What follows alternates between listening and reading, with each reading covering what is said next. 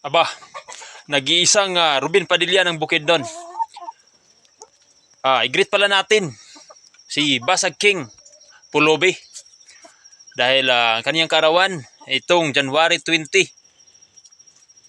Ito po ay kaibigan ko, matalik ko na kaibigan doon sa Manila. Naging street fighter to at ngayon naging TikToker.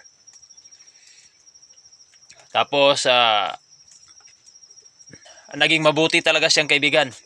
Kaya happy birthday Basag King Pulobe. Ito, nag-iisang Ruben Padilla ng Bukidnon. Pasensya na sa ating paligid dahil nandito po tayo sa bukid ngayon. Nag-iisang Ruben Padilla ng Bukidnon to. Kaya ngayon, wish ko sa'yo, mabuhay ka hanggat gusto mo. Power, tol. Yo, what's up mga idol? This is Batang Kamsur from CCM Action Team Stuntmen. Ayan, binabati ko nga pala ng maligayang karawan si Master King Pulobe. Ayan, Lods, enjoy your day. Tuloy mo lang yung mga pangarap, maabot mo rin ang gusto mo. Huwag susuko, laban lang. Master King Pulobe, happy birthday to you. Mabuhay ka hanggat gusto mo. Bakbaka na.